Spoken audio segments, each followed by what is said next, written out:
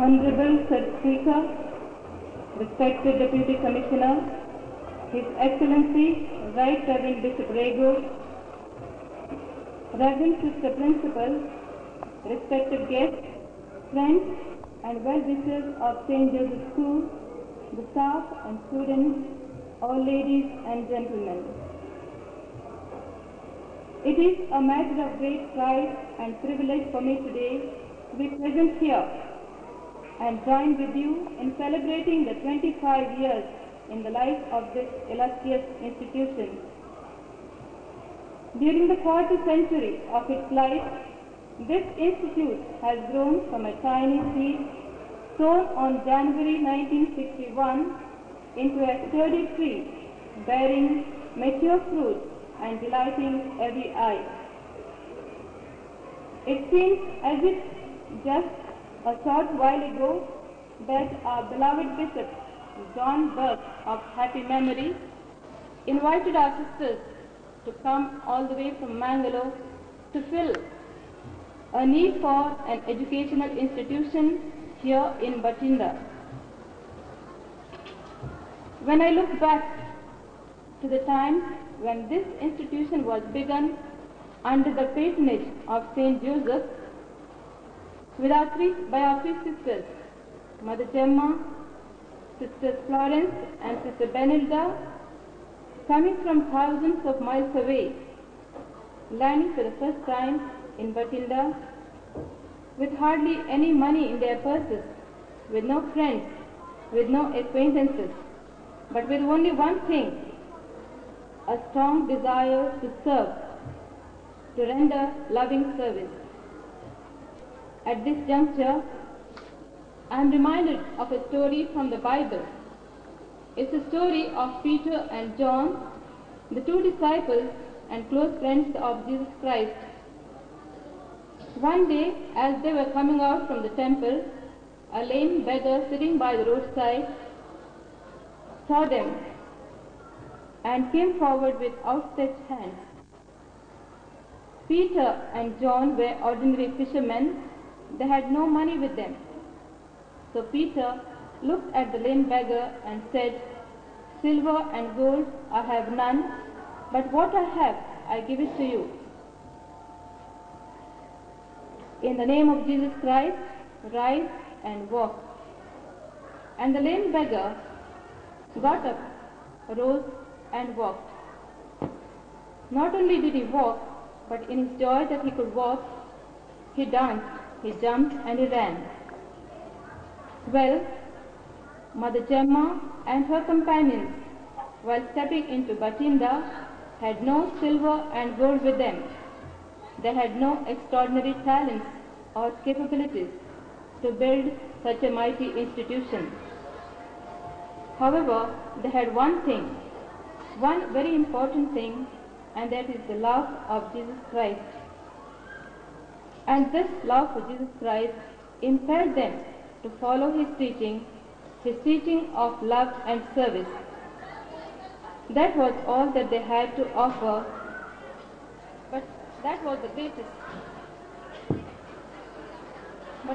greatest treasure they had, the most powerful instrument with which they worked, they loved and they served.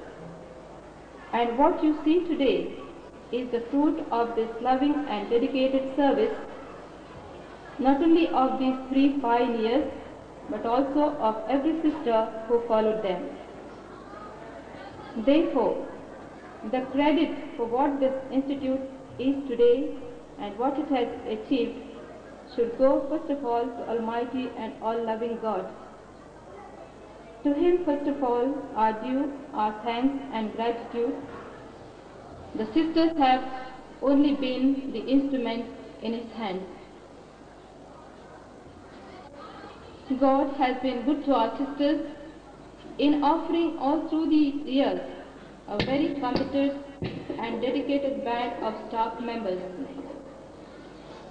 Rarely will one find such a talented, dedicated, loyal and cooperative band of workers, of men and women. Each of the respective principals of the past 5 years Mother Gemma, Sister Rosalie, and Sister Lilith have been fortunate indeed to have such intelligent and industrious co-workers. St. Joseph has grown not as an institute, but rather as a family which includes thousands of parents of students without whose ready help and support this institution could not have grown to the stature it has attained today. We are grateful to the parents of all the pupils of this institution throughout all these past 25 years. In all our needs, they have always been there to help us in whatever way they could, with any means they could offer us, and we have no doubt that we will enjoy their support in the future too.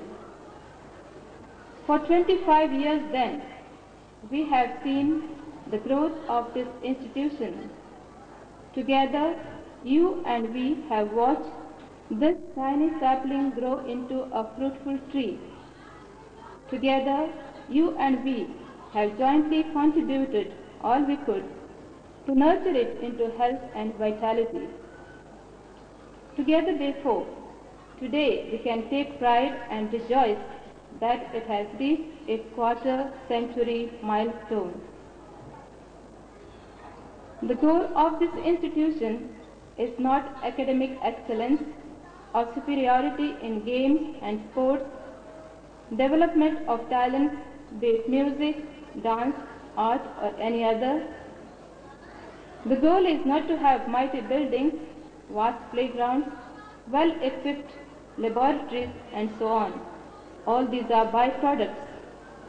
The main goal, however, is to build men and women of character, of nobility, build men and women of courage, of vision, men and women who would be the pillars of our society.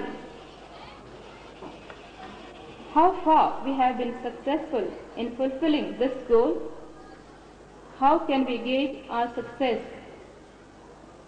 It is easy enough to measure our success in the academic achievements, sports, games, dance, music, but to evaluate the quality of men and women of character is difficult indeed. We cannot do it. But you, my friends, our parents, our well-wishers, the society at large, and above all, our ex-students are our judges in this regard.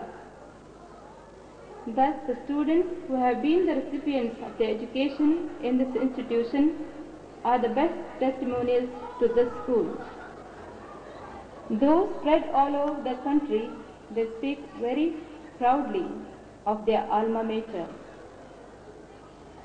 However, it is not enough to look and glory in the past. We need to look at what lies ahead of us. What do we see down the road for St. Joseph's School? What are our goals for the next 25 years, so that when we come to the 50-year milestone, the coming generation can proudly say that we too have been wise in planning and caring for this institution. We want this institution to forge ahead mightily towards its primary goal. We want every pupil of this institute to bring honor and credit to his or her parents, to his or her country. As we reflect on what has been and what lies ahead for this institution, my heart is overwhelmed with gratitude. I thank God Almighty for the manifold blessings He has showered on this institution all these past 25 years, and through this institution on all those who were connected with it. I also thank our Reverend Bishops, past and present, for their encouragement and support at all the stages of the development of this school. Their interest and encouragement has meant a great deal for us in our struggle to make this a great institution. I extend my good wishes also to the